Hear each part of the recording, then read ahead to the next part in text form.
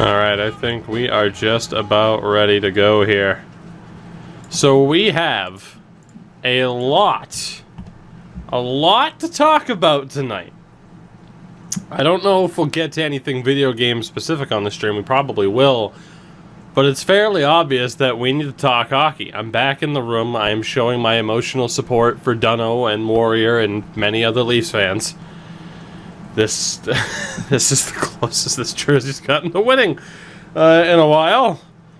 You know how that is. But, yeah, today was an interesting day. And obviously now we've hit the end of the qualifying round, the play-in round. And I still don't know what to make of this fact right here. Simply because I missed the entire game. And it's one of the craziest things I think I've ever seen. Where the qualifiers in general were ridiculous. And I want to talk about what I predicted and what I didn't predict and all that. But I want to start off with Toronto and Columbus, because how could you not start off with Toronto and Columbus? Because how the hell did this happen? And I've been kind of asking myself that in the back of my head since I saw the result of the game. And bottom line, it is one of the craziest series I think I've ever seen. And it's honestly a shame that it's only a 5-game series. But when talking about how this played out, 2-0 shutout victory for the Blue Jackets. Korpisalo looks amazing, and Leafs Nation is already panicking. You bounce back with a 3-0 win, and everything's looking okay. You blow a 3-0 lead. The next night, you come back and score 4 straight, only to get shut out for the second time in the series. Now, obviously I can't talk about how the game went down because I didn't see it. I had a lot of people telling me, like, oh, Toronto outplayed them, but, you know, outplaying them statistically only means so much, because when you talk about hockey, it's, oh, well, we outplayed them. Well, we often means 5-on-5, but it's a 6-on-6 normally at even strength type of game, so I don't know what the final stats were here. 33 shots to 22. Did the Leafs outplay them by that metric? Sure. Not sure what the final, time of attack was at this point, but I think the key thing to note here is you don't outplay a team unless you also outplay their goaltender. And I don't know if Joonas Korpisalo is that good, or if the Maple Leafs just happened to choke that badly in the playoffs. I do not know the answer to that. For the Blue Jackets, this is amazing. Because now you get one of the most anticipated rematches in playoff history. You get to go and face the Tampa Bay Lightning for the second year in a row. And of course, last year we all know, down 3-0 to Tampa. They win game 1, and then they sweep the damn series. They lost to the Bruins in the second round, by the way, in case you forgot that little nugget of information. And of course, you can be like, well, the Bruins lost in the final, and you would be right. Point remains for Columbus. It's one hell of a story. Because you look at a team that loses Sergei Bobrovsky, that loses Artemi Panarin, that loses Ryan Dzingel. They go all in last year, and they, make it out of the first round, at least first time Columbus ever made it out of the first round, but then they fall short. And of course they did it in such spectacular fashion, and then you lose all of that. They have the injury trouble that they had this year, yet still you get to the play-in round. They had a decent shot at making the playoffs anyway. Toronto and Columbus were, the 8 and 9 seed, if I'm not mistaken? So you have that setup where, Columbus could have made the playoffs anyway, and if they did, how could you not give John Tortorella to Jack Adams at that point? And now they go into the series, and they outlast Toronto. And obviously, Toronto's in that point in time where it's next year's our year, which, as a Bruins fan, been there. As a Liverpool fan, been there. Never really been there. As a Patriots fan, I guess I had been there, but in a different way. But, you look at Columbus, and it's like, okay, I wish that run last year went better, because what the hell are we going to do now? And then Korpisalo, who had been a bit shaky behind Bobrovsky, he turns into a really solid goaltender. You get Merzlikins, and somehow, some way, this team pulls it out. Pierre-Luc Dubois emerging the way he did. I as much as I'm looking forward to a certain matchup in the first round, I can't wait to see. That is my most intriguing matchup of the first round. It has to be. How could it not be Tampa versus Columbus, the series that you're looking forward to the most, even if your team is in the playoffs to begin with. So for Columbus, this is insane. I mean, again, the emergence of the goaltenders, but, you talk about what the defense is, and I guess, you look at the names on the defense, and it's like, oh, David Savard, cheap shot at Nylander, and I guess there can be some frustration about that, but you get goal contributions from Zach Werenski, you get goal contributions from Seth Jones, and then you look at the flip side of Toronto, and someone like Mitch Marner never scored a goal. So, a full team effort. Does it come down to coaching? Does it come down to buy-in with the team? I'm not sure, but you look at the Columbus roster, and you have PLD doing what he's doing. Foodie scored in this game. Tessier's amazing already. I can't wait to see what Columbus does. I don't know if they pull it off twice against Tampa, but I can't wait to see what they do. And then you flip back, and you have no choice but to look at what this means for Toronto. For Columbus, all you know right now is this, you're going into the playoffs, you miss out on Lafreniere, who you probably didn't deserve to be in the conversation for anyway, based on how good you were in the regular season, and all is well. For Toronto, as interesting as it is that Columbus is moving on, for Toronto, what do you do? What do you do? And obviously that's, the million-dollar question right now is what the hell do you do with this team? And actually here, we'll go over to Cap Friendly because it gets you a little bit better look at the situation. But I don't know if there's an answer for the Maple Leafs right now. I don't know what the answer is. Do you let go of Kyle Dubas at this point? Maybe, what was it? No, it wasn't Mark Hunter, but maybe the old owner of the London Knights there comes back and it's like, yeah, see, you should have picked me the whole time. But the Leafs have no idea what their first-round pick is going to be. If they don't win the Lafreniere sweepstakes, it goes to Carolina. We know that much. I mean, they might end up with Lafreniere. And if they do, you start to get into the conversation of like, okay, well, who goes? But obviously the first year of $11.6 million Matthews. I mean, Matthews was great this year. But $11 million for John Tavares. He missed a bit of a sitter in that fifth game. And then Mitch Marner, if I'm not mistaken, again, 4 assists. Only one of them a primary assist in those 5 games. No goals for nearly $10.9 million. I saw in the aftermath more people throwing William Nylander under the bus, who had 2 goals, 2 assists. And I can't help but think, again, it's for one reason. William Nylander, Swedish, yes, born in Calgary. Mitch Marner, Markham, Ontario. People are obviously going to want to defend Mitch Marner a little bit more. One, because he's a hometown boy. And 2, he makes a hell of a lot more money, and that contract's not as easily movable. But Mitch Marner failed this team in this postseason. You get the big contract. Fans expect you to live up to it. Regular season Mitch Marner was decent enough, but you get into this playoff situation now, and again, 4 points, 4 assists. I mean, 4 points in 4 games is pretty solid, 67 points in 59 games, but, he's not the biggest goal scorer in the world, but you need a little bit more out of Mitch Marner than what you got. And now that leaves you with the scenario of what the hell do you do this offseason? Because it feels like something's got to give here. I mean, obviously, the names you constantly see thrown around, Kerfoot, Janssen, Kapanen, one of the 3 has to go. It's probably going to be Janssen, but his value is a little bit iffy because of his injury trouble. So what do you do? You're not trading Zach Hyman, obviously. That's one of the best contracts in the league. But you're going to have to pay Ilya Mikheyev. He deserves it. The injury this season aside, when Ilya Mikheyev played, he was fantastic for the most part for the Leafs. Kyle Clifford apparently wants like $2 million, so he is gone. Jason Spezza will probably take league min again, but I do wonder if Jason Spezza comes back to the Leafs. I mean, it might depend on what happens here in the near future. I'm sure Spezza loves being a member of the Leafs, but what's that going to be? Again, it comes down to the defense, right? What do you do? I mean, Morgan Riley had his injury troubles this season, but the Cody Ceci experiment, it turned into, they're just going to flip him. They never flipped him. They're just going to dump him. He's never going to play again. Oh, he played again. And, that didn't work. On the flip side, obviously losing Jake Muzzin hurt them a lot.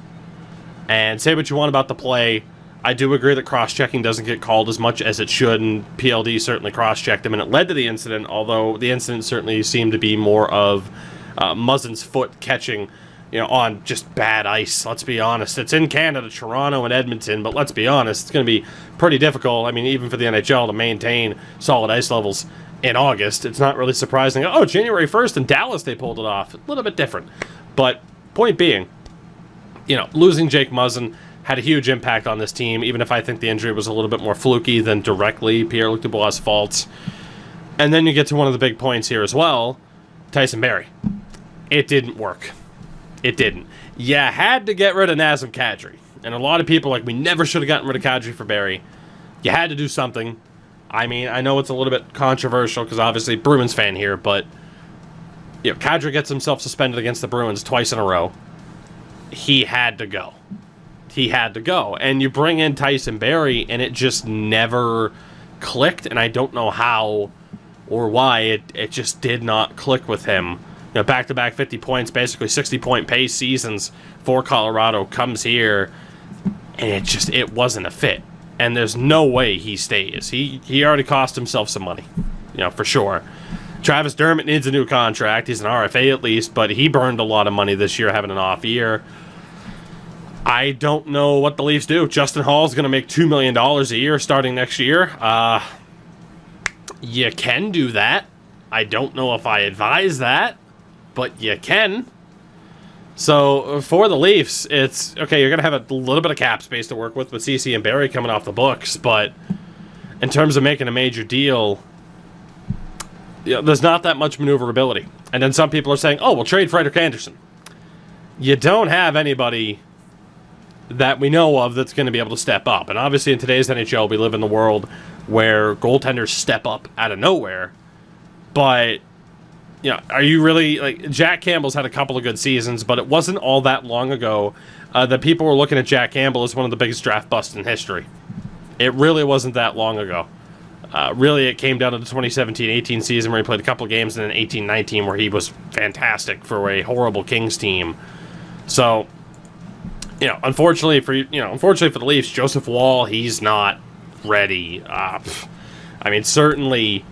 Wow, his name's escaping me right now. Ian Scott isn't ready. He missed all of this season. Kasimir Kaskisuo was definitely not ready. Although he's esports ready, but he's definitely not ready.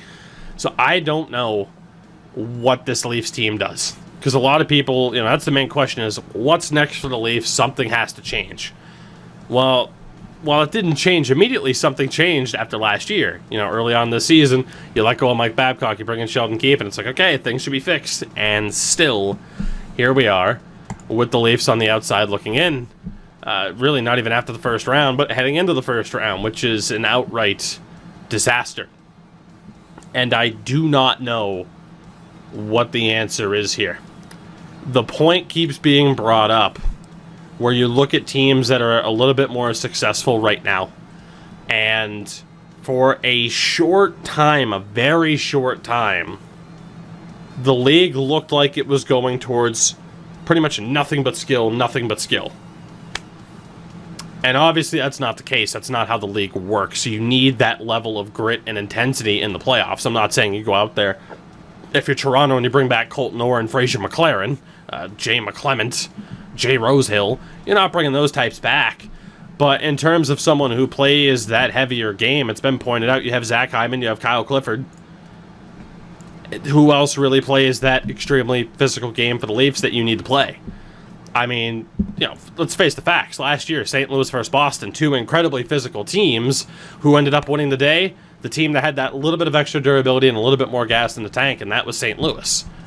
Last year's postseason was survival of the fittest. This year's postseason could very well be the same.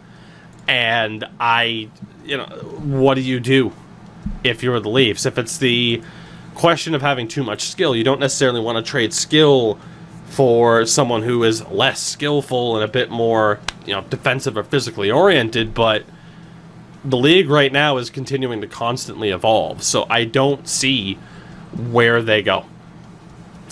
As if last season wasn't an interesting enough offseason for the Leafs. You look down, the barrel of this gun if you're Kyle Dubas, because right now, Kyle Dubas' seat has never been hotter. I'm not suggesting he's going to get fired. But, you know, you sign Austin Matthews to the deal he's gotten. You sign Mitch Marner to this deal, and still no playoff success. Not even play-in success. I don't know what happens with the Leafs. I mean, defensively, you know, you look towards the next season. You got Morgan Riley, you got Jake Muzzin, Sandin, Dermott will be back. You have Justin Hall, and then it's Liljegren, Rosen, Marincin fighting it out for those last few spots. Perhaps Joe Duszak actually was pretty good in the AHL this year. Kimi Halmi just re-signed, and they signed Mikko Lehtinen from the KHL. So you have a couple of guys who are going to be in there and battling for those final few spots. But in terms of like that major impact player on defense, you know, it's probably not coming from the outside unless you move one of your big-time forwards. And is that going to happen? I don't know. Because as it is, on Twitter tonight, you have people saying, I wish we didn't sign John Tavares. I wish we signed Drew Doughty. That is where the state of despair is right now for Leafs fans, is thinking that signing Drew Doughty to the mega deal that Drew Doughty got would have been the better decision for the Toronto Maple Leafs. If that's not a sign of despair and desperation for just any sort of success and not seeing this team stumble and trip over themselves come playoff time, I don't know what is. So for the Columbus Blue Jackets, at least, it's a tremendous situation to be in, a tremendous result for them. And then you get to Toronto, and I don't know if there's a team that's set up for a more interesting offseason than the Maple Leafs at this point in time. So I am certainly intrigued to see how that goes down. Because damn. Alright, that little side rant aside. Let me see what's going on in the old chat section, huh? Oh god. What's going on in the old chat section, peeps? How are you? Petrangelo? I mean, I don't know if you're getting Petrangelo. Yeah, Deke, that's kind of what this turned into, is I'm just gonna be like, fuck it, I'll probably just put this up on YouTube at this point. So, Coco, good to see you. I think the Bruins will get things working. Mills, I'm going to just talk hockey tonight. I'm going to talk about every play-in series and the series that are coming up. We're going to break it all down. Fuck it. If Alexis comes in, Marner goes out for defense. Conceivably. But it's a 12.5% chance? So I don't know if you want to necessarily bank on that. Deej, I missed the game, but yes, Mitch Marner's dad is definitely a horse. What do you think about the times for all the games? I mean, I thought it was awesome having games from the start of the day to the end of the day, right? I thought that was pretty sweet. So, again, if I miss saying hello to anybody in the middle of that, I do apologize. If the Leafs get Alexis, how far away will see screams be heard? I gotta be honest, I don't know if he even has the confidence that that'll fix the situation, right? Because it might not. It might not.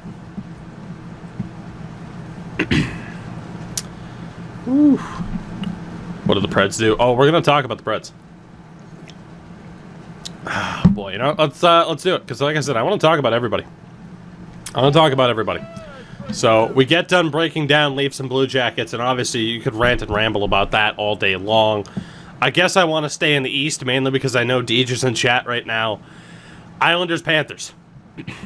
Now, perhaps not the two most interesting teams, aside from the fact that they met in the playoffs a few years ago. It was probably like 6 years ago at this point, and that blows my mind. But still, for the New York Islanders, I think the interesting thing for them, it might not be saying much because it was against the Florida Panthers, but they were able to put up some goals at times against the Cats, which they desperately needed to do because the Islanders don't exactly have the best offense in the world. Everybody knows, okay, Barry Trotz is the head coach. It's a more defensive style. And I think the interesting thing for them at this point, of course, you have ping pong champion J.G. Pageau on the team. But obviously, despite some interesting contract situations and everything, and obviously it's going to be an interesting offseason too because Matt Barzal's deal is up at the end of the season. But I think, you know, if there was a team that needed to play a team like Florida, no disrespect, Deej, it was the Islanders, to try and find that offensive groove, because, again, as a defense-first kind of team, the strategies worked. I mean, Semyon Varlamov was solid this season, played a decent amount of games as well, 932 against the Panthers, so, I mean, it was a very strong start for the Islanders. And then you got to look at the Florida Panthers, where, unfortunately, there's more talking points for them in the immediate aftermath. I mean, for the Islanders, you look ahead, you get Washington. And I'm not sure that's who you wanted to see on the other side of this. However, you look to last year for the Caps, and you fall short in 7 games to the Carolina Hurricanes.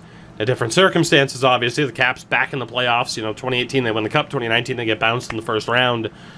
I don't know exactly what we're going to see from Washington. Obviously, they beat the Bruins to earn the 3 seed, and I actually did put out a video talking about who I thought would win the round robin, and I actually thought pretty much every team would stay the same in their order. And then you have the Bruins absolutely choking, and we'll get to that in a minute, their 0-4 round robin run. But I don't know if the Islanders wanted to necessarily see the Caps, but really, you could argue out of the 4 teams that were in the round robin play on the Eastern Conference side, was there any of the teams you really wanted to see? Suppose if you're Columbus, you wanted to see Tampa. That's about it. But yeah, for the Islanders, I mean, hey, you're in the postseason, and let's be honest here, like it or not, Leafs fans, the John Tavares factor.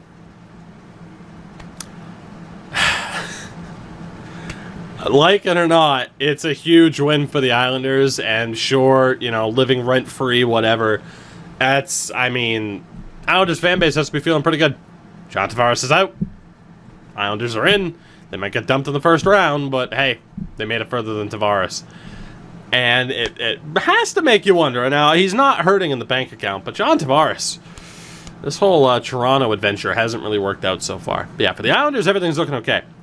For the Florida Panthers, again, you fire Dale Talon in the immediate aftermath of this series, which is the right call. It was long overdue that Dale Talon was dropped.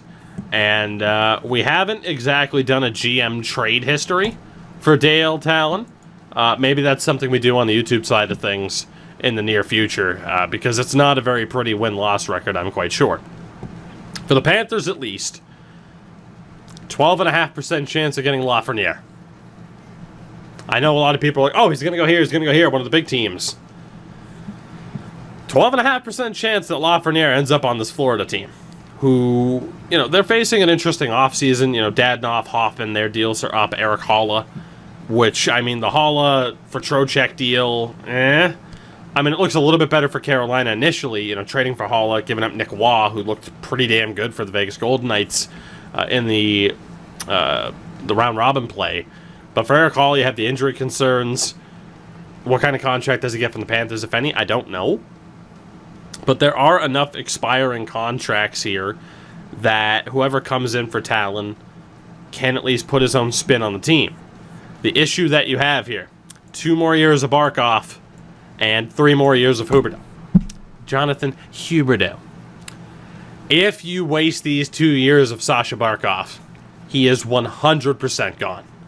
If you do well and show promise, he might stay, take the big contract to stay in Florida, be a big fish in a small pond, make a ton of money, and maybe find success.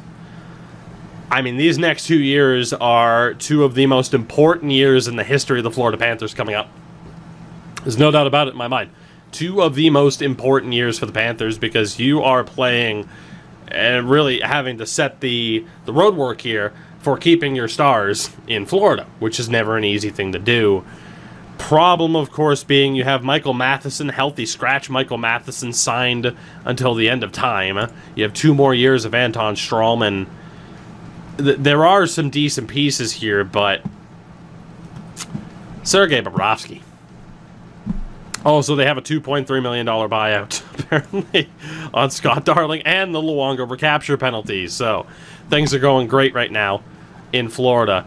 But the thing here, Sergei Bobrovsky, the word was like, oh, he has good years than bad years.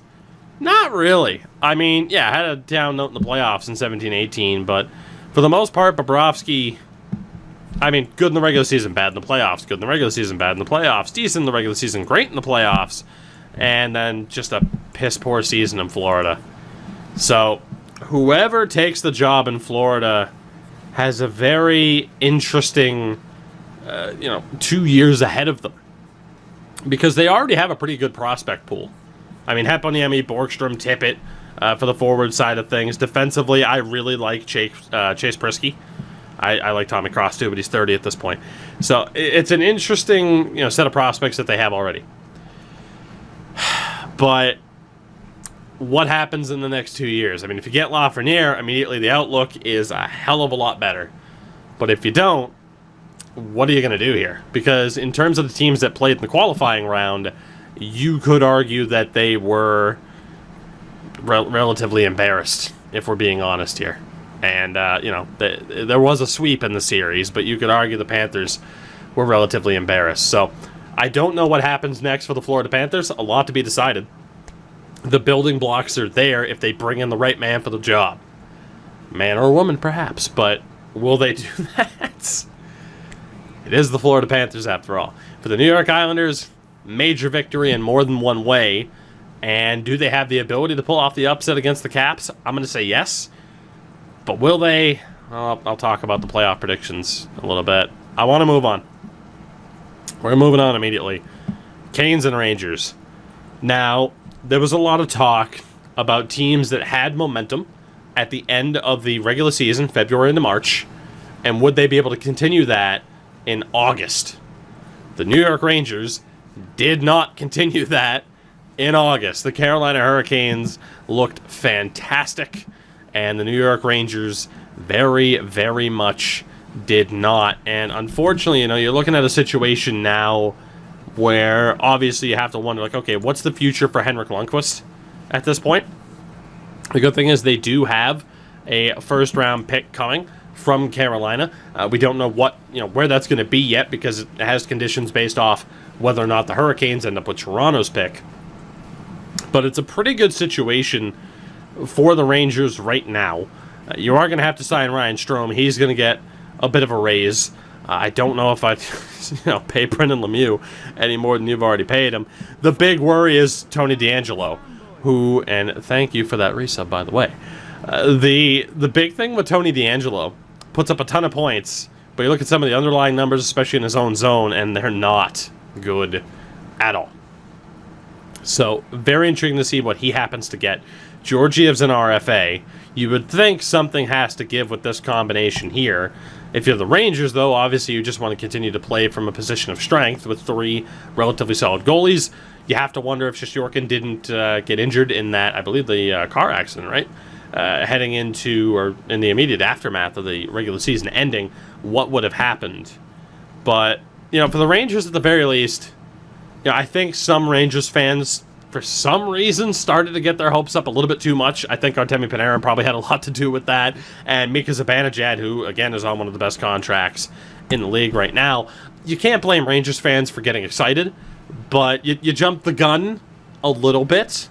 But considering it was 2.5 years ago or so that management was like, we're going to rebuild. We can make the playoffs this year, but let's be honest, nothing's going to happen. Let's rebuild. And you look at where the Rangers are now, and they're in a golden spot. And if they get Lafreniere on that 12.5% chance, my God. But obviously you still have some things to work out. This defense, no disrespect to Mark Stahl, Brendan Smith, but come on now. Obviously you would have wanted a little bit more out of Trouba for $8 million a year. But prospect-wise, it's still looking okay. Obviously, there's some concerns with Elias Anderson and what's going to happen there, but it's not the strongest prospect pool in the world. But, at the end of the day, you do have quite a few guys already on their roster. So for the Rangers, you get embarrassed a little bit. I think Rangers fans, you get, knocked back down to, to size a little bit to where you should be. Because let's be honest, again, some Rangers fans a little bit overconfident heading into this. And for Carolina, we'll talk about the Bruins a little bit more in a minute. But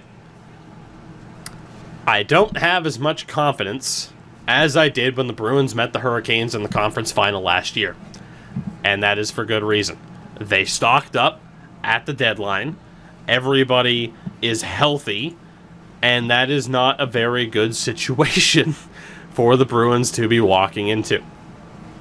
I think the emergence of Sebastian Aho, I talked about it a lot. We did the 2015 redraft video where I said Aho should have been the 4th player drafted. You could argue he should have been drafted ahead of Mitch Marner at this point because, good Lord, is Sebastian Aho a playoff performer. Say what you want about the level of competition, but at the end of the day, you can only play who's put in front of you. Do the job. Mitch Marner didn't necessarily. Sebastian Aho certainly did. But this team is scary. I mean, you had Trocheck, you had Dzingel. Hopefully Svechnikov's not dumb enough. Thankfully, he's not dumb enough to be able to fight someone like Alex Ovechkin this time. But Martin Necas, the emergence of him. You re-added Justin Williams midway through the year. Dougie Hamilton, closer to being 100%. It's ridiculous. And then, rightfully so, some people, namely Adam Wilde at the San Diego podcast, pointing out Jacob Slavin as one of the best defensemen in the league. And he is. He absolutely is. It's tough for me for 2 reasons to say that, this team's definitely going to beat Boston. And you're missing Brett Pesce. And at the end of the day, do you trust Peter Mrazek in the playoffs? I mean, he played 2 games and was friggin' lights out. And obviously James Reimer is still there too, and he played lights out when he played. But bottom line is for Carolina, that's a huge momentum boost, and they're going into a first-round matchup where they're playing against a team that's on the ropes a little bit. So for the Rangers, we'll see if you get Lafreniere. For the Hurricanes, what more could you possibly ask for than to end up with what you ended up with? I feel like I should take the Leafs jersey off for Pittsburgh and Montreal. Welcome again to the ranting and rambling section. Apparently I have a podcast now. Montreal wins against Pittsburgh in 4 games. And obviously, I have gotten a lot of messages in regards to, hey, how about that Carey Price, huh? I want to talk about Pittsburgh first, because Pittsburgh blew it. They had a pretty damn good regular season where they survived a ton of injuries, including the Crosby. You get the emergence of Tristan Jarry, and then you make the playoffs and you're just not the same team. You even added Jason Zucker, of course, at the deadline. But then you get to the playoffs. You start with Matt Murray. You have an insistence on playing Jack Johnson. That's why I like what Coach Quenneville did down in Florida. Making the decision to be like, I don't care that Mike Matheson signed until the end of time. You're not playing well. Get the hell out of the lineup. Whereas Mike Sullivan of Pittsburgh's like, yeah, Jack Johnson, more minutes. More minutes for Jack Johnson. And not a good decision. Goes without saying, really. But for Pittsburgh, I mean, it really is tough. It really is tough to fall like this. Now, obviously, there's a lot of, conversation about what if they get Lafreniere? And obviously, you can make that argument for everybody. What if they get Lafreniere? They don't have a first-round pick. They don't have a second-round pick. And, thankfully, all right, Connor Sherry, you brought him back. It didn't work. He's up. Evan Rodriguez is up. You're going to have to pay Jared McCann. I hate to say that for, Florida Panthers fans, but yeah, Jared McCann didn't work out. Justin Schultz is probably gone. So, it's interesting. I mean, they played Matt Murray. I think he should have played Tristan Jarry. And, at this point, I think you pay Tristan Jarry and find a new spot for Matt Murray. I don't think you would have expected to move on from Matt Murray as soon as you are looking at potentially doing. When he takes over for Marc-Andre Fleury, you're like, oh yeah, we got Matt Murray for the next 10 years. And maybe not, because of the emergence of Tristan Jarry. So, interesting situation there without Nick Bjugstad, which is a pretty big loss, admittedly, for the bottom 6. But Pittsburgh all season long managed to get the most out of this team and continue chugging along. But you get to this restart, and they just didn't have it. So the question of what's next for the Pittsburgh Penguins, I don't know that either. Because you could talk about reshuffling the deck chairs. They've done that a bit. You move out Phil Kessel. You end up getting someone like Jason Zucker. Brian Rust certainly emerged this season, more so than they already had. So you can't say that they hadn't shuffled deck chairs to try and get this team back on track. So in terms of what the answer is, it's either more reshuffling or you make major changes. And what are those major changes? Do you get rid of Crystal Tang? 33 years old, but a lot of hard miles on Crystal Tang. Do you finally get rid of Evgeny Malkin? One of your best players in franchise history. I think some people argue Third best player in franchise history. There's a debate to be had there, but Mario, Sid, Malkin. Sid, Mario, Malkin, depending on who you are. And there are some other notable players, of course, that belong in that conversation, but still, Kenny Malkin, at the very least, a top 5 Penguins player all time, if not top 3. I don't know what this team does. Because you got Jake Gensel back, and unless I'm mistaken here, he didn't do a heck of a lot. I mean, 1 goal, 3 points in 4 games. It's actually not that bad, but not really enough to kind of boost this team up. I don't know what happens next for Pittsburgh. I can't help but think, though, if Jim Rutherford isn't fired, that it's just a lot of reshuffling the deck chairs for them and going again with the main core that they have. You kind of have to with the contracts that you're locked into. And if you get Lafreniere, all bets are off. From Montreal, a lot of people are like, ha! Gotcha, Boston fan. I'll say this. I am incredibly happy that Alexis Lafreniere is not going to be a member of the Montreal Canadiens. Just being honest. Am I willing to eat pant with the fact... Thank you for the resub, by the way. I'll be a little bit more personal about that in a minute. Am I willing to admit that I need to eat pant because Carey Price was phenomenal in this qualifier in order to say that I'm happy that Lafreniere is not going to the Habs? Yes. I would much rather see Carey Price turn it on and cost Montreal a 12.5% shot at Lafreniere than to be like, I told you, Carey's not good, and then they get Lafreniere. So I'm happy either way. There is no denying Montreal absolutely earned this. And I said it in the aftermath of the Habs winning this series. I don't think Montreal... Now, granted, I don't watch them game in and game out. Why the hell would I? I don't think they're as bad as some of the results have been, and I think someone like Claude Julien is able to get the most out of that team. I still refuse to give Marc Bergevin credit for the most part, because I still think the core you had 5 years ago or so could have made it to a cup final. You pulled the plug on it a bit too soon, and in some cases didn't get enough back. Other cases you did, patch your ready to Vegas. But I often don't give him enough credit, perhaps, in some people's eyes, because, again, in my opinion, he blew it up too early, botched some of the trades, but, you know, at the very least, having Claude Julien as the head coach of this team, he has the ability, and I saw it in Boston for years, to get the most out of certain players. Is it the best roster in the world? No. Is it the almighty, horrific roster that, you know, constantly drags down Carey Price? There's no way Lord Carey can succeed. No. No. I mean, you look at this defense, and you look at Toronto's defense. Is this defense that much worse than Toronto's? Is this defense even worse than Toronto's? It might be better. Depends on who you ask. Point being, I think this team often underperforms as opposed to being absolute garbage. Granted, their logo is shaped like a toilet lid seat, but you get the point. Carey Price, I have always said, is a great goaltender. The debate has been whether or not I think he is the best goaltender in the league. And obviously people will be like, well, the players said he is, and cool.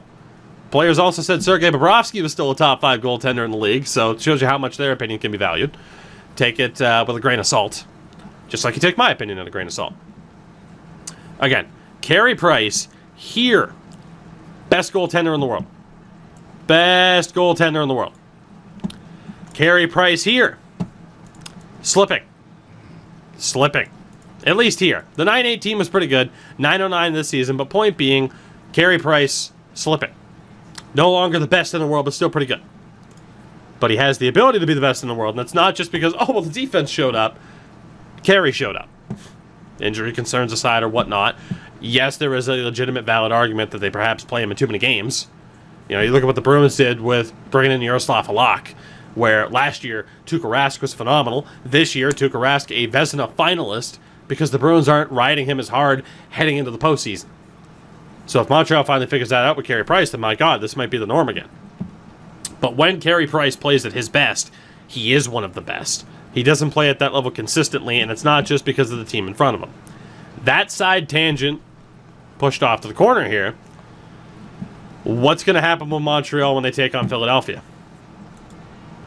I know the common opinion was, oh, Pittsburgh's going to stomp them. They did. The common opinion here is, oh, Philadelphia is going to stomp them. Yeah, Philadelphia is going to stomp them.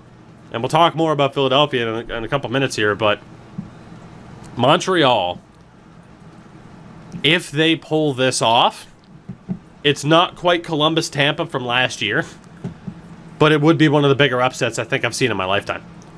Because this Philly team is something else. Philadelphia is the rare team that was hot at the end of the regular season in March and has picked up right where they left off here with the round robin. I don't know if Montreal can beat this team.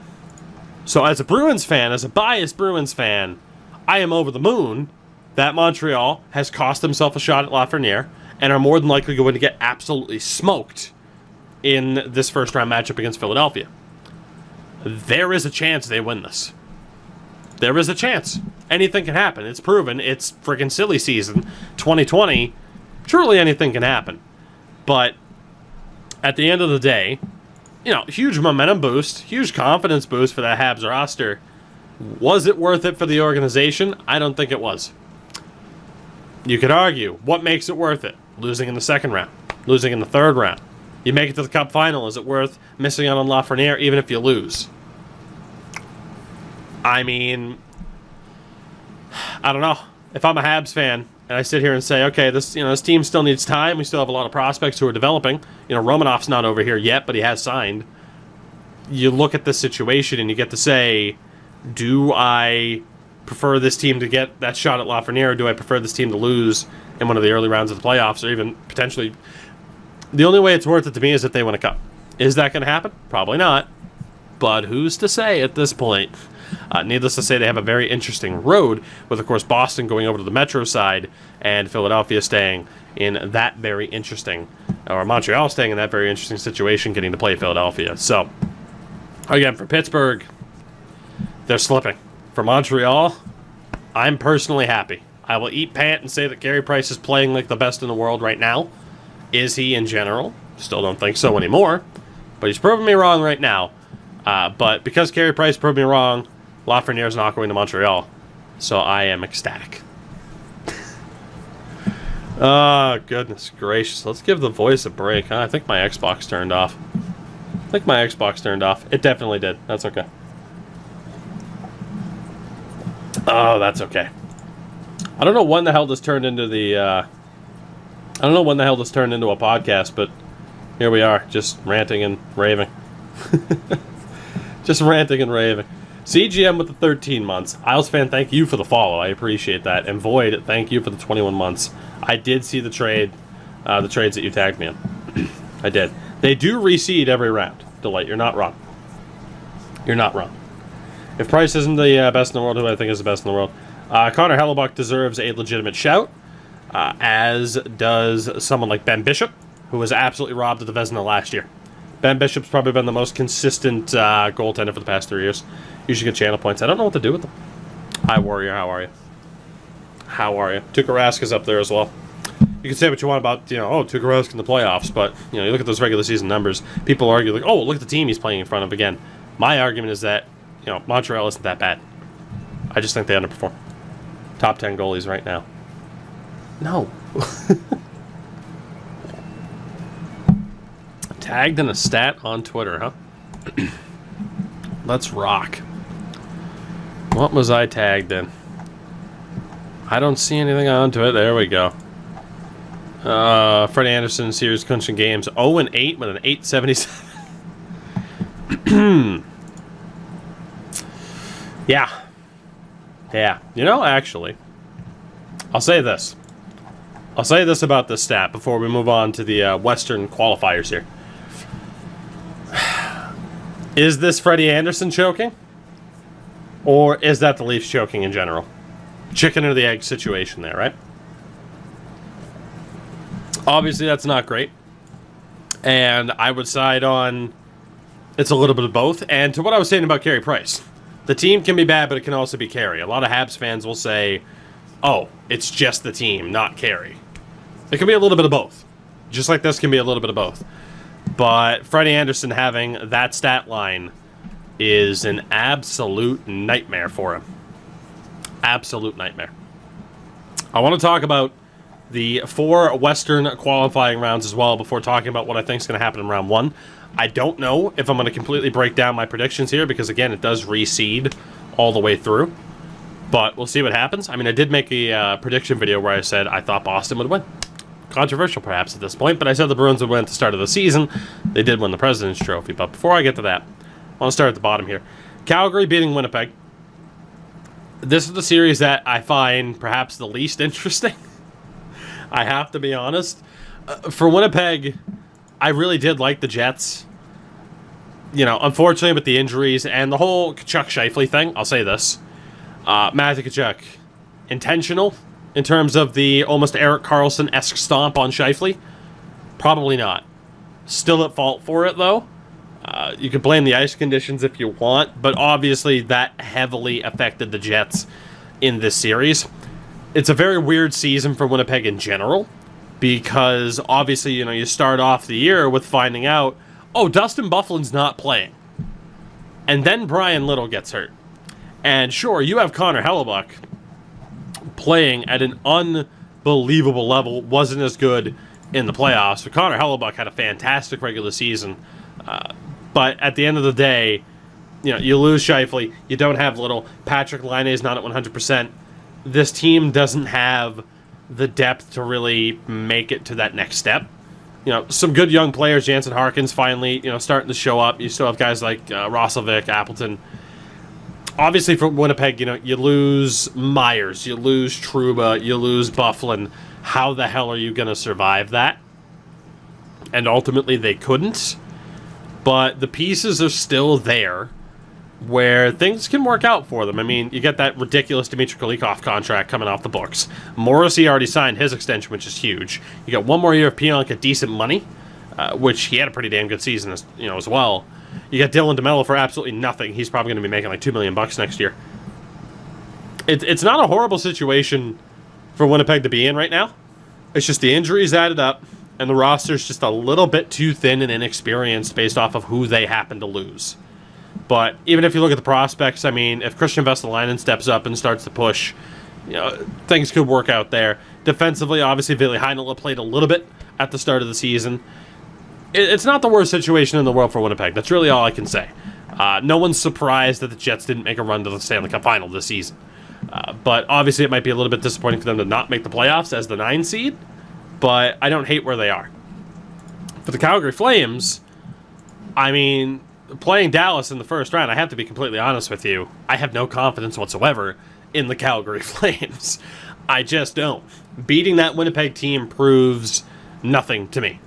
We still need to see what Johnny Gaudreau is going to do, someone who has been really a perennial playoff choker since he has been in Calgary. He had that first really good start upon signing, his first full season in Calgary. 2 points in 4 games, 1 point in 5, 3 points in 4 games so far. He's looking good.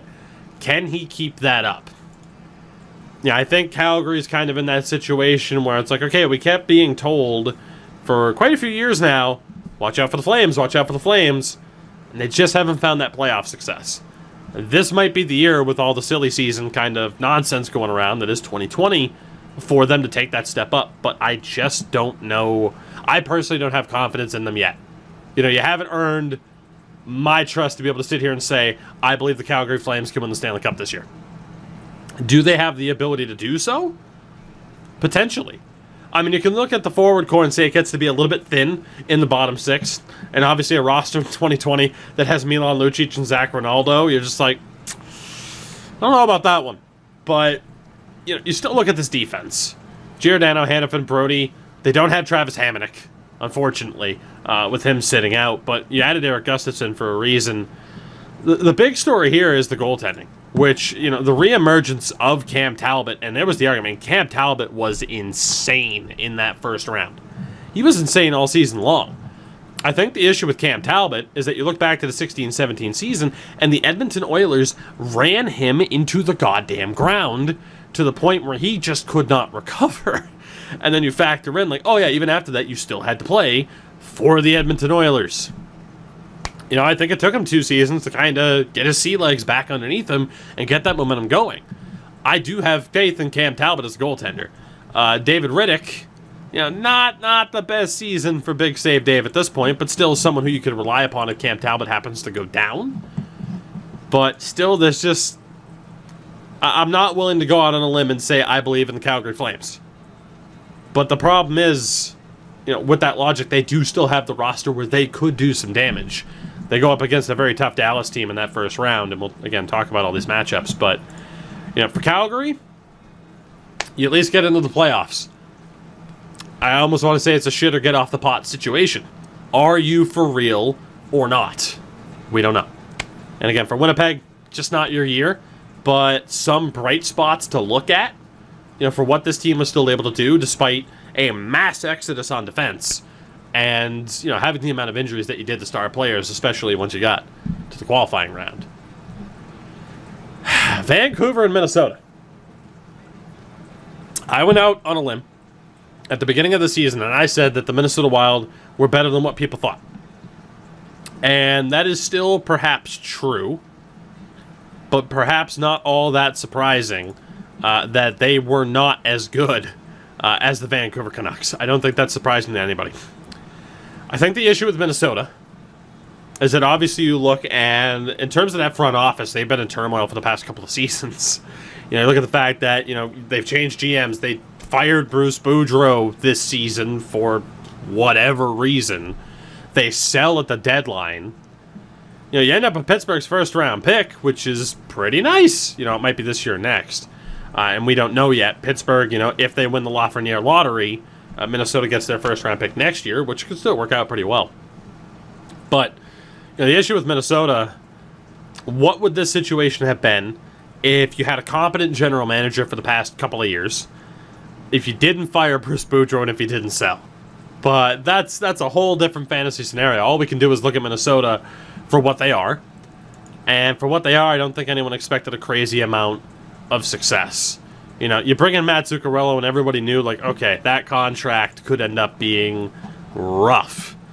37 points in 65 games, just 1 point in the playoffs. That contract's going to hurt a lot.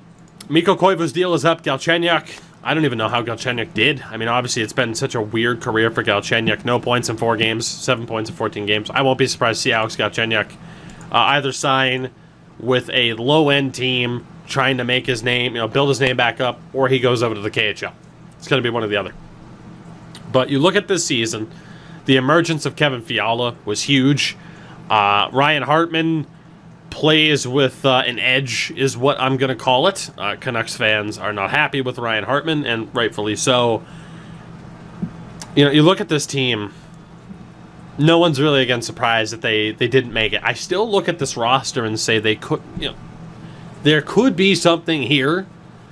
Whether or not now Bill Guerin is the right guy to salvage what's left and put the right pieces in place, I have no idea. I grew up being a fan of Bill Guerin, and then I saw him almost murder a teammate in practice, and I don't know what to think of Bill Guerin as a person. But as a GM, we're going to see what he's able to do. And unfortunately, I think for Minnesota right now, the main standout here, aside from I want to give a shout-out to Alex Stalock for trying his damnedest. I don't know if Devin Dubnyk was hurt. I know he was on the bench. He didn't have a very good regular season, but I can't believe with those numbers that Minnesota didn't turn back to Devin Dubnyk. So what does that say for the future of Devin Dubnyk in Minnesota? I have no idea. But, unfortunately for Minnesota right now, the main thing about, that people are going to remember about them for this postseason, or at least the qualifying round, is Matt Dumba. And, again, fair play. All the credit in the world to Matt Dumba. It is still mind-boggling to me that nobody on his team joined him in any real way, shape, or form. But, at the end of the day, that's kind of what this playoff run is going to be remembered for them. You go to Vancouver, and again, for the most part, 3 straight wins for the Canucks, 2 very close games, including, an 11-second overtime winner in Game 4 by Chris Tanev, of all people, unless that was changed. You look at Vancouver, and you said heading into the season, playoffs are the goal. Probably not looking to go beyond that. Obviously you don't have your first-round pick, or your second, so you're going to be hoping that something happens. But the emergence of JT Miller this year, they end up adding, of course, Tyler Toffoli, and things are looking pretty good for the Canucks. I still don't have the most faith in the world in this defense, There is something to me that just kind of worries me about, okay, a lot of hard miles on Alex Edler. A solid defenseman, but 34 years old, a lot of hard miles, a lot of playoff battles. Chris Tanev at times has been like the, fish with the glass bones from SpongeBob, even though that was a fake. Obviously, though, Quinn Hughes, the emergence of him has been, so crucial to this team. This team's chances, it live and die is off the back of Markstrom, which is very interesting because his contract's up at the end of the season. So, very solid numbers where if he can continue that, the Canucks have a pretty decent shot. But there are some question marks on that roster that make me say, is this team in the position to make that push? Are they ready to take that step up? Especially with who they have to play in the first round. But crucial for them to at least make it into the actual playoffs. They did that, so I give them props for that. You look at the Arizona Coyotes beating Nashville. As much as I said Calgary, I don't have faith in them. I have lost faith in the Nashville Predators. Because how could you possibly keep faith in the Nashville Predators at this point? You look at a potential cup window. They do make it to the final against Pittsburgh, 4 years ago now? And you say, okay, maybe. But then this season, you get rid of Peter Laviolette. And at the end of the day, you bring in Matt Duchene as if you aren't paying enough people high-end money. 2 points in 4 games, 42 points in 66 games. Is that what you want out of an $8 million contract for Matt Duchene? You probably want a little bit more. You're still paying Kyle Turris the sun and the moon in one of the worst deals in the league. You signed Colton Sissons until the sun explodes. Defensively, it's still not that bad with Ellis, Yossi, Ekholm, and Dante Fabro emerged, this season as well. But, unfortunately for Nashville, they've dipped back to the point where it's like, okay, you have to prove to everybody that you are actually contenders. Because getting bounced here, nobody has faith that you're actually contenders. They gave it to UC Saros, who was the better goalie in the regular season. They gave him the spot in the playoffs, and I can't help, of course, but think that was to see what do we have in UC Saros. You got one more year of Pekka Rinne and UC Saros at their current, contracts. I think you needed to see what you had with UC Saros, give him a chance to run with the ball, especially with, Pekka Rinne not exactly posting the best save percentage this season. It was worth going with the young goalie to see what you have.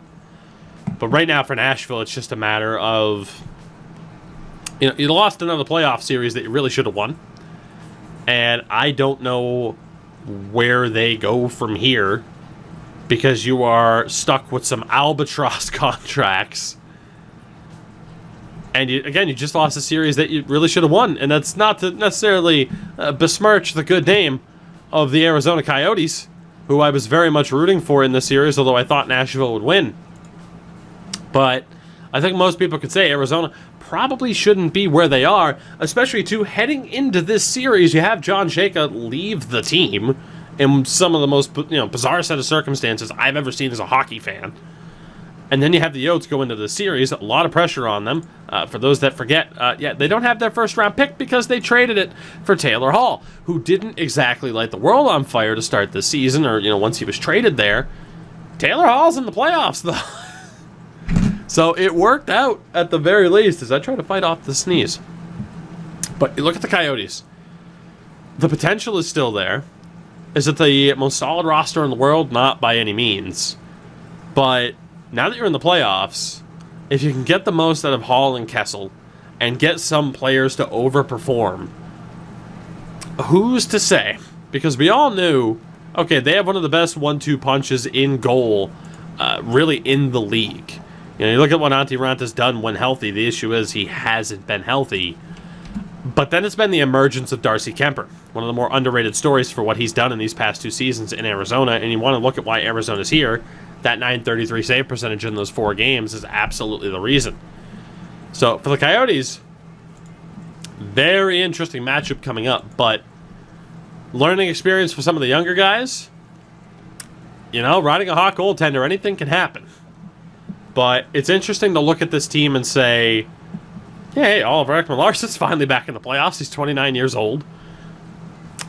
And to look at Phil Kessel, who has a bit of a chip on his shoulder right now. Gets can't necessarily call it this, but gets dumped by the Pittsburgh Penguins. Doesn't have the best season here. if he can wake up in these playoffs, and if Taylor Hall can get going, because Taylor Hall burned a lot of money over the past calendar year or so, if Taylor Hall can get his game back under control, you look at the 17-18 season, wins the Hart Trophy, was really good the next year, but injury shortened, gets traded this year. If Taylor Hall can perform at a high level, who's to say what these Coyotes could do? So it's a huge win for them. Should they be in this point? Yeah, because they earned it, but obviously a huge missed chance there for Nashville that really sets that franchise back a couple of steps. However, we've seen it before where franchises get sent back a couple of steps, and then all of a sudden it's, they find success because no one expects them to actually deliver anymore. So, interesting times for Nashville. More interesting times for Arizona. They're moving on. So, got to give them credit for that. Ooh. When you don't expect to do this much ranting and rambling. really takes its toll on the voice, huh? Hello, Deke Slayer. I'm glad you're still here for that Coyotes talk. I'm glad you're still here. Oh, boy. Texky. Glad I caught up on that. The Tougie cast. Well, You know what the issue is? I am incredibly overtired after some very, very rough days sleeping. So. Oh, damn. All right. We have one more series to talk about here from the qualifiers before I get into what I think is going to happen in the first round. I don't know if I can call it the most interesting series, but it might be the most surprising. I mean, there were a lot of interesting and surprising for qualifying rounds here. Chicago beating Edmonton in 4. Nothing about this necessarily makes sense to me. And I think people know what I mean by that because Chicago, again, the bottom seed in the West. You got no business being there. And you make the most of it. Jonathan Toews steps back up and does what Jonathan Toews does. Obviously, Kirby Dach, if he can stay healthy already at 19 years old, he's a difference maker. They get Artemi Panarin 2.0 and Dominic Kubalik, who's been amazing. Add that with Strome, DeBrincat, and if Alex Nylander can keep doing well, just despite Buffalo Sabres fans. That offense is still capable. Defensively, obviously, you look more towards the future with the likes of Badan and Boqvist. But Duncan Keith has rolled back the clock 10 years. And then it comes down to Corey Crawford, who is still a fantastic goaltender when he plays, but the issue is he going to play? And then heading into the qualifier, it's, it turns out Corey Crawford suffered from COVID. He ends up playing. He doesn't play well at all, yet they still win. Because that is how hockey works. It doesn't make sense. In terms of hey, that was some good analysis and really in-depth viewpoint, I got nothing for this. Nothing. Because it does not make any sense whatsoever that this team was able to do what this team did. But that's the beauty, the glory of hockey is that any given moment any team can win, right? In theory. For Edmonton, is it fair to call it a disaster for Edmonton when we've seen true disasters in Edmonton? Nail Yakupov, so many other moments. It's just another disaster, I would say, for the Oilers where, who knows what would have happened if this team got to continue on from March. You still have McDavid and Draisaitl at this ridiculous pace. You added at the deadline to bring in the likes of Athanasiou and other guys, Tyler Ennis, of course, who ended up getting hurt, to try and boost up this team. Kyle Yamamoto really starts to emerge this season, and it just wasn't enough. The supporting cast still is not where it needs to be. It just flat out isn't. And, of course, you end up signing Zach Kassian to an extension. So, how'd Kassian do in the playoffs? Oh, no points in 4 games. And, he's getting a contract extension. Good call. He'll end up winning the Conn Smythe in 3 years just to spite me. Don't worry. Supporting cast is not where it needs to be. Defensively, it's getting there. You know, I don't hate Clefbaum now that, you know, you look at the fact that he was playing injured essentially for like 2 seasons. You know, the defense is okay. I think the issue is with Mike Green. It's like, okay, you're never healthy. You're good normally, kind of. You still put up points at least. Yeah, they're still not where they need to be. I think bottom line, what it comes down to is coaching. And I do believe that Dave Tippett absolutely screwed over his team. Because you go into game 1 on your home ice in the bubble, and you throw out Mike Smith. And despite the fact that you ended up making that game relatively close, you gave the Chicago Blackhawks confidence that they might not have had otherwise. I view it as kind of a Tampa-Columbus situation, where Tampa, you're up 3-0 last year in game 1, you blow it, and instead of doing what you needed to do to put Columbus down and keep them down, you gave them a glimmer of hope. And they took advantage of it. And then you look at Chicago, and they took advantage of it. Mikko Koskinen wasn't great either. Bottom line, Dave Tippett throwing Mike Smith out there for that first game, I think cost the Edmonton Oilers. Aside from the fact that you can look at the roster and say it might not be good enough in certain areas, I think coaching absolutely screwed over the Oilers. So, and at the end of the day, too, I don't quite understand. I mean, Mike Smith was rocking a 902, Koskinen a 917. So unless there's something that I don't know, like if Koskinen was hurt, I don't really know what you're doing making that decision, especially, too, because Koskinen's your big money goaltender. You know, well, Mike Smith has a history in the playoffs. I mean, does he? He has history in the playoffs from 2012, and he was okay last year for Calgary when they lost in the first round, mind you. This was the history you were banking on. This was it. 3 appearances in 2010, 2011 before losing that spot to Dwayne Rolison. A miracle run with the Coyotes in 2012. I graduated high school in 2012. That was a long time ago. And then you look here, last year, it's like, oh, it was really good in 5 games. Edmonton, you blew it. You blew it. I don't know what to tell you. So, a hell of a situation there for Chicago, and that sets the stage for the first round matchup. And again, you look at the playoffs, you reseed at the end of every round. So, in terms of being like on the fly here, being like, oh, well, if Columbus wins and they end up being here, I don't want to do that. Let's just talk about the first round for now, right? I already kind of did that in another video. I'm not really happy with how it panned out. Whatever it is, what it is. You look at these matchups. Philadelphia and Montreal. You know, Philadelphia, I've said it numerous times in videos, tweets, right, on Twitch, whatever, that Philly scared the ever-loving hell out of me at the end of last season. Because we've seen it so many times now. The Los Angeles Kings in 2012. The St. Louis Blues last season. Teams that have that momentum heading into the playoffs are so goddamn dangerous. And the thing that scares me about Philadelphia is that despite the fact that they waited 5 months, they are still just as sharp as they were. And if you look, I don't know why I bothered closing cap friendly. I might as well have just left it up. If you look at this roster as well, there's a couple of main things here. First and foremost, Alain Vigneault being picked up as head coach. I don't like Chuck Fletcher as the GM, right?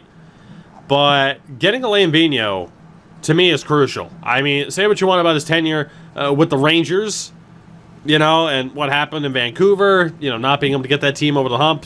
Sorry. I love that signing then for them, and I still love it now. But you look at this roster, and it's a hell of a mix of guys who have, that experience. You look at someone like Kevin Hayes stepping up and starting to play like you'd want him to play. And then you have guys like Konechny and Couturier, where, bottom line, Philadelphia's window to win is pretty much in the next, 2 to 3 years here, if we include this year. But you have those players who are stepping up. Scott Laughton is one of the best players playing right now. 5 points in 3 games. Where is this Scott Laughton? Where has he been? Former first-round pick in 2012. Where has this Scott Laughton been for his career? Boy, my mouse just really doesn't want to cooperate with Cap from here. I don't know where the Scott Laughton's been for his career. It doesn't make sense. He plays like this for his entire career. My God, you're good to go. But, you get a mid to late first round pick, and it looks like, oh, he's just going to be more of a kind of defensive kind of option. The point totals aren't the most impressive thing in the world, 20 to 30 points. And now all of a sudden he's playing like, that's what you need, is for a player of that caliber, a player of that ilk to step up like he has. Aside from that, Joel Farabee, young addition to the lineup. I'd be remiss if I don't mention Derek Grant for the Ducks fans out there. The defense, say what you want about Gostisbehere at this point, but obviously Provorov is one hell of a defenseman. Travis Sanheim from Calgary Hitmen, one hell of a defenseman. Philippe Myers has really stepped in to his own here in terms of how much he means to the team at this stage. But then you have Carter Hart. And obviously, it's insane how good he is already. It is insane. And obviously you talk about Philadelphia since the 70s and you say, what's been the biggest issue? And obviously it's been the goaltending. They've had some great goaltenders over the years, but it's just never come together. The thing for Philadelphia that makes me scared, the roster, has some weak points here and there. They are playing for more than just the cup. Nolan Patrick's missed all season due to health issues. And at the end of the day, I didn't want that to fall back as far. Sam Morin, perhaps not as integral as a part of the team, but his career completely derailed by injuries. The biggest one, they're playing for Oscar Lindblom. And his story and, his fight against cancer, if you don't think that motivates the team and what that motivation can do for a team, it is very tough to say right now that based off of how their season's gone, how it is picked up through the round robin, that the Philadelphia Flyers are not the favorite to win the Stanley Cup right now. They have everything going for them. Absolutely everything. So, you look at this roster, it's a scary thing. And I mentioned it with Montreal. It would be the upset of all upsets. I respect what they did. I'm happy with what they did. In terms of games, I don't want to be disrespectful to Montreal like people were when they played Pittsburgh and said Penguins in 2. Philadelphia, though, 4 or 5 games. If Montreal gets this to 6, holy hell. If Montreal wins, it'd be unbelievable. But it's tough to see Philadelphia losing here. Tampa and Columbus, the Bruins are in the playoffs, and I'm more intrigued by Tampa and Columbus. What's going to happen in this rematch? A lot of it depends on the health of Victor Hedman for Tampa. Obviously, finishing as the 2 seed, they've still looked solid at times. I am very intrigued to see kind of what version of Andrei Vasilevsky we end up getting, because he hasn't exactly been perfect at times this season. But I'm intrigued to see what they can do. And obviously, last year you look at, the embarrassment. You talk about, John Cooper just signed a contract there, you're going to fire him. They don't get off to the best start this season.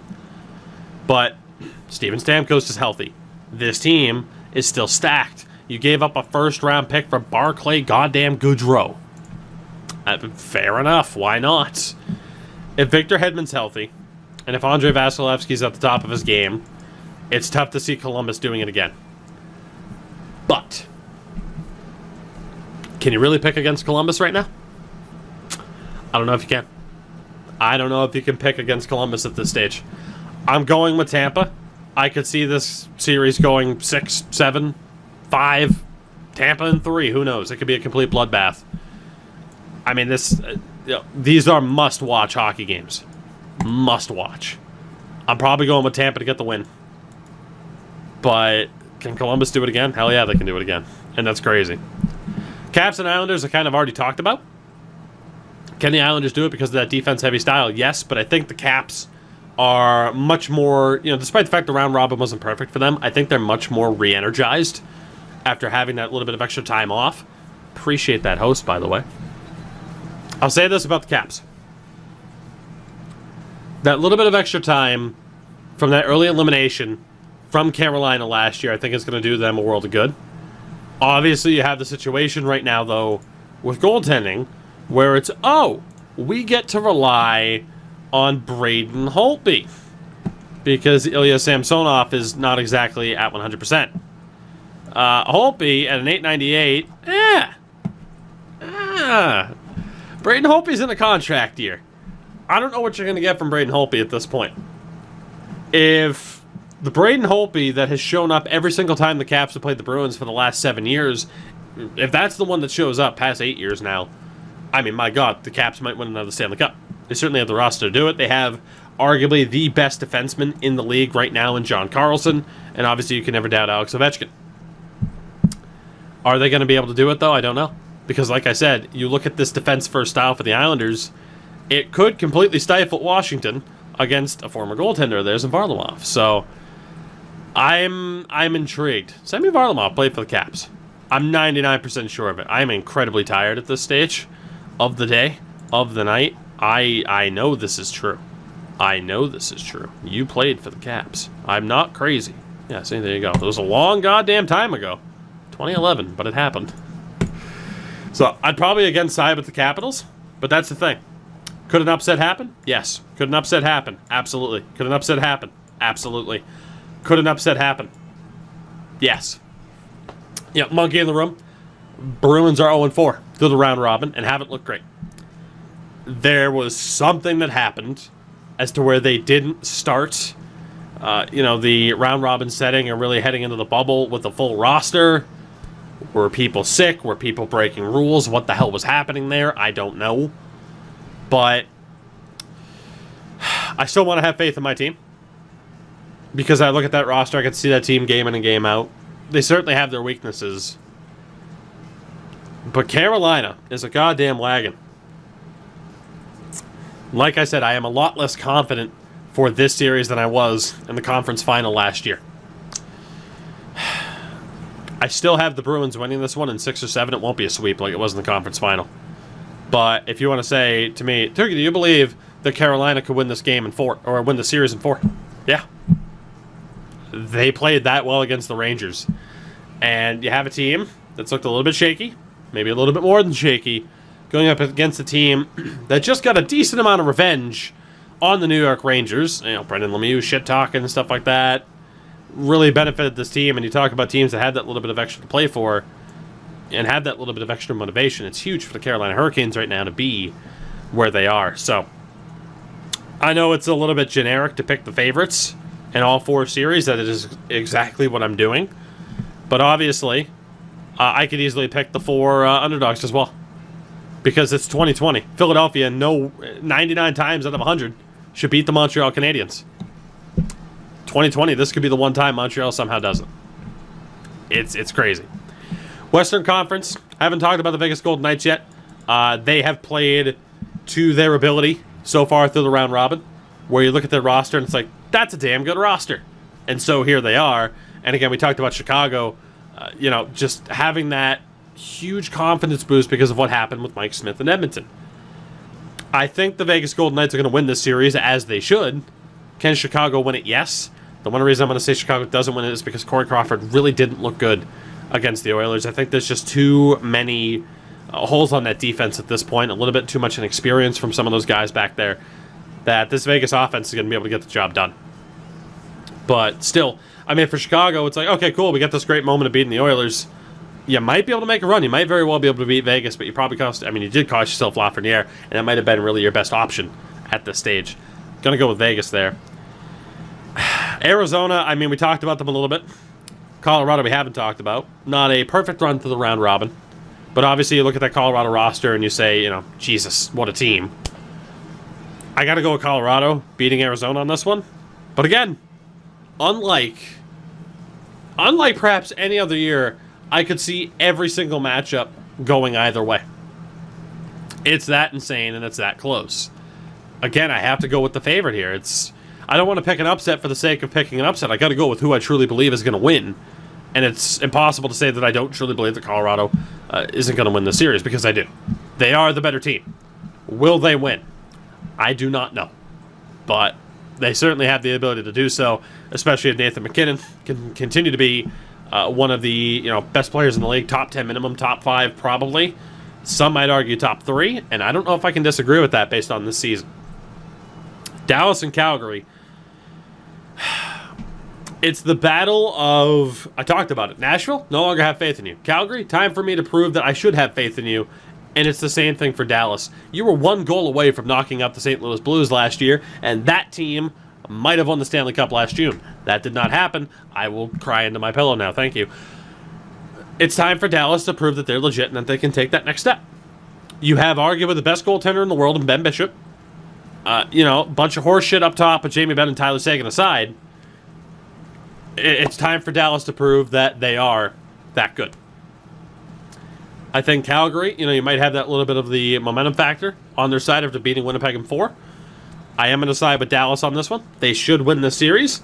If you had to ask me what series do I have the most confidence in terms of the lower seed pulling off the upset, it's Calgary against Dallas. And then you had the defending Stanley Cup champion St. Louis against Vancouver. You look at that St. Louis roster. Now, again, a lot of people aren't talking about this. At least not as much. Oh my god, the Bruins are 0-4. So are the St. Louis Blues. Thing about the Blues, they won. That's it. That's the difference maker. They won last year. Do I think that they could suffer from Washington syndrome here? It happened to the Bruins, too, in 2011, 2012. You won the Cup in 2011. Sorry, Canucks fans. And then 2012, you got absolutely spanked by a hot goaltender in Braden Holtby. The Vancouver Canucks are my pick to win this series. Because I still think, if you look at kind of the history of it, I think the Blues, there might just be that little bit of a fatigue factor carrying over from last year. That said, I'm not saying I don't think the Blues can't win the series. Of course they can win the series. They're still one hell of a team. You get Tarasenko back. But at the end of the day, I think the Canucks are going to have just enough to make it past St. Louis with that little bit of fatigue. You talk about, the extra rest from March to August is going to pay dividends for them. I mean, maybe, maybe not. I still have more faith in Calgary being able to beat Dallas than I do in Vancouver being able to beat St. Louis, but I am going to side with Vancouver. If that makes sense, it might not. Well, if you have more faith in Calgary, why don't you pick them? Perhaps you're right. But, I don't know. I'm just got a hunch about the Canucks. There's something about the Canucks. And I don't know. Maybe it's the biased Bruins fan in me who's like, I'm just kind of hoping St. Louis loses. As if that would change anything. That's not the way I'm feeling. But equally so, St. Louis could win the goddamn Stanley Cup again this year. That roster's sick. That roster's sick. So, I talked about it before I even started breaking down these matchups. Could every single team win their first round matchup? Absolutely. There isn't one single matchup here that I am willing to bet money on. Because it's goddamn 2020. These teams are playing in the bubble. And anything can happen. But, goddamn if I'm not excited to see how this plays out. Because I was not sold at all on hockey in the bubble. I'm like a spectator sport without spectators, but, man, if the rest of the playoffs are anything like the qualifiers happen to be, then by God, JR, by God. And, of course, Monday night, 6 p.m. Eastern. 6 p.m. Eastern, we are going to find out who gets that number 1 overall pick. Edmonton, Florida, Minnesota, Nashville, New York, Pittsburgh, Toronto, and Winnipeg. In terms of who I'd like to see get it, Florida, Minnesota, Winnipeg, Nashville. I'd like to see one of those 4 teams get it. In terms of ridiculousness, like obviously like Edmonton, Pittsburgh, or Toronto getting Lafreniere would be insane. And the team that probably needs him the most, I mean, that's a hell of a discussion to be had in terms of the team that needs him the most. Because that is a serious debate to be had. I mean, Edmonton, do they need him the most? No. But you do need someone to boost up that team. And I mean, you talk about Lafreniere, being on the wing of McDavid or Draisaitl. And what that does to that depth. Every single team has an argument there for needing Lafreniere, of course. Generational talent, he's projected to be. So he is more than likely going to go to either Edmonton, Pittsburgh, Toronto, or even the New York Rangers, one of the bigger teams, I'd say. God, it's good to have hockey back. I think I'm done rambling about hockey now. I needed to get that out of my system. I miss this. I miss this a lot.